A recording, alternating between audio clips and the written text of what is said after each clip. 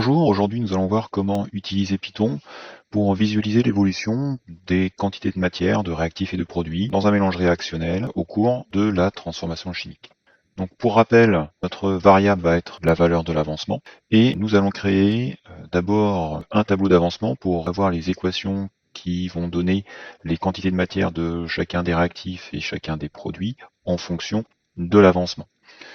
Le point de départ, c'est bien sûr l'équation de la réaction qui sera ajustée. Donc ici, nous prenons comme exemple une combustion du propane. Donc c'est une réaction totale.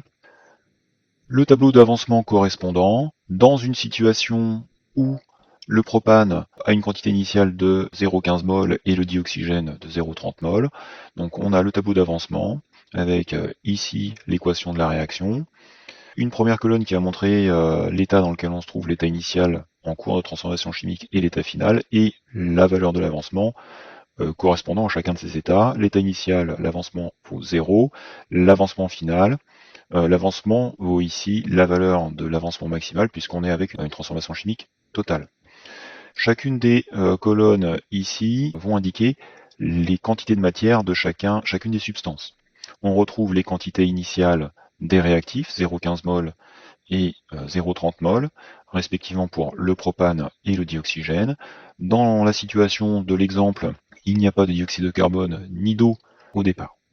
En cours de transformation chimique, la quantité restante de propane est donnée par la quantité initiale moins la valeur de l'avancement multipliée par le coefficient stoichiométrique, ici 1 pour le propane.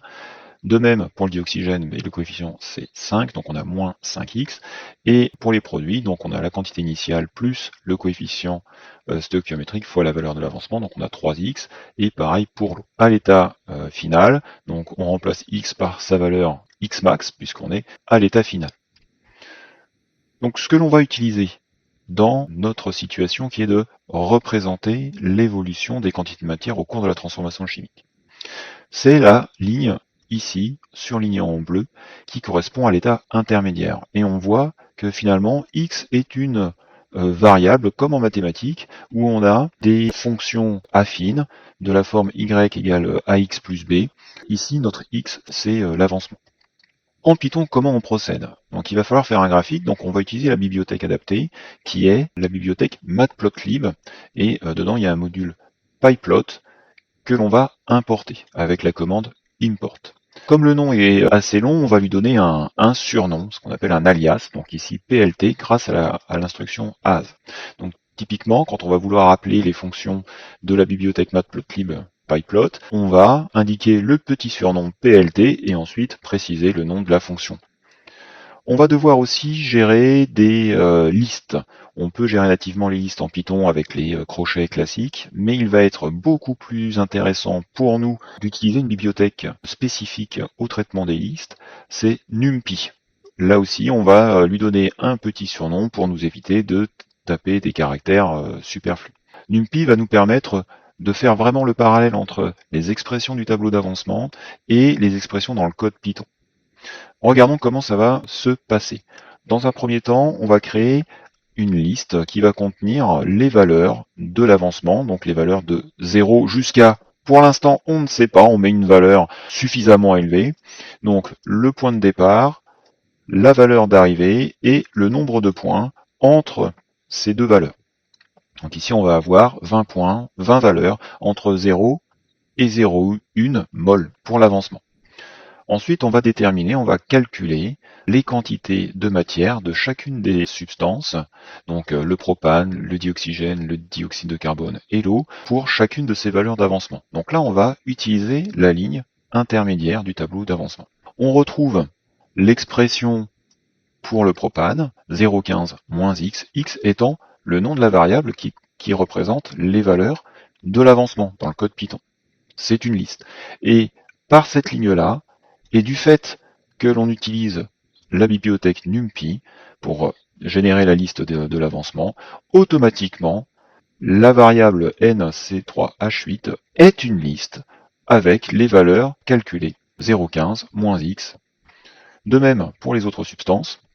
Et ensuite, on trace ces évolutions, ces différentes courbes qui vont montrer l'évolution des différentes substances en fonction de l'avancement. Comme on disait en introduction du code, on utilise le surnom, l'alias PLT pour préciser à Python que l'on va utiliser cette bibliothèque pour tracer le graphique, et la fonction pour tracer le graphique, c'est plot. On a PLT, c'est l'alias, point, c'est pour préciser qu'on va utiliser une fonction de cette bibliothèque, et plot, c'est la fonction en elle-même. Cette fonction admet différents paramètres, dont 2 obligatoires, ce sont les 2 premiers. Le premier correspond à une liste de valeurs qui vont être des abscisses, donc sur l'axe horizontal, et le second paramètre, c'est une liste qui va correspondre aux valeurs des ordonnées, donc l'axe vertical. Ensuite, on peut préciser un texte qui va apparaître dans la légende. Donc ici, on fait apparaître le nom du propane. De la même façon, on va tracer l'évolution sur le même graphique de la quantité de dioxygène en fonction de l'avancement et des 2 autres substances, ici les produits, dioxyde de carbone et l'eau. On peut et l'on doit personnaliser le graphique en précisant le nom des grandeurs qui sont sur les axes. Donc ici, pour l'axe horizontal, l'axe des abscisses, on a la fonction xlabel. Ici, ça s'appelle xlabel, tout simplement parce qu'on a en mathématiques toujours vu y les ordonnées, x les abscisses. Donc le texte correspondant à la grandeur avec son unité pour l'axe des abscisses et pour l'axe des ordonnées, de manière complètement symétrique, y label. Le titre au graphique se met grâce à la fonction title, et pour afficher la légende, il faut inscrire la commande legend, donc pas besoin de donner de paramètres à cette fonction. Pareil pour afficher une grille qui facilite la lecture. Obligatoirement, à la fin, pour afficher le graphique, il faut indiquer la fonction show. Et on arrive à cette situation où l'on voit donc un graphique qui montre l'évolution des quantités de matière lors de la combustion du propane. On a donc l'évolution de la quantité de matière en ordonnée en fonction de l'avancement de la réaction. Donc là, on avait, pour rappel, pris une valeur d'avancement la plus grande. Je ne vais pas préciser le terme avancement maximal parce que ça serait malvenu. Donc la valeur de l'avancement la plus grande qu'on a indiquée, nous, c'était 0,10. Souvenez-vous, ça se trouve ici, dans la génération de la liste de valeurs pour l'avancement. Et qu'est-ce que l'on constate? On constate que les quantités de réactifs diminuent au cours de la transformation chimique. Jusque-là, tout va bien. Donc on a par exemple, pour le propane, on passe de 0,15 mol jusqu'à un peu moins, à peu près 0,5. Pour le dioxygène, c'est la même chose. On part de 0,3 et on descend jusqu'à une valeur de, attention, moins 0,2 mol. Ce n'est pas possible, on ne peut pas avoir une quantité de matière négative, c'est-à-dire qu'on va avoir le dioxygène qui va disparaître avant le propane, et donc le dioxygène est le réactif limitant. Toute la partie qui est ici, à partir de 0,06 mol pour la valeur de l'avancement, et tout à droite ne peut pas exister. Et donc, on va s'apercevoir que la valeur de l'avancement maximal est ici graphiquement lue par la valeur de l'avancement qui va correspondre à une quantité de matière de la substance, donc ici le propane ou le dioxygène, qui vaut 0. C'est le dioxygène qui est en premier avec une quantité de matière de 0. Le propane est ici avec une quantité voisine de 0,1 mol. Pour que le graphique soit cohérent, parce qu'on ne peut pas laisser une quantité de matière négative, on va modifier, maintenant qu'on a vu vers quoi on allait, on va modifier la valeur maximale dans la liste de l'avancement. Ici, on va préciser 0,06 mol. On réexécute le code Python pour avoir le graphique associé, et on s'aperçoit ici donc qu'on arrête bien à la valeur de l'avancement maximal, valeur pour laquelle la quantité de matière de dioxygène est nulle.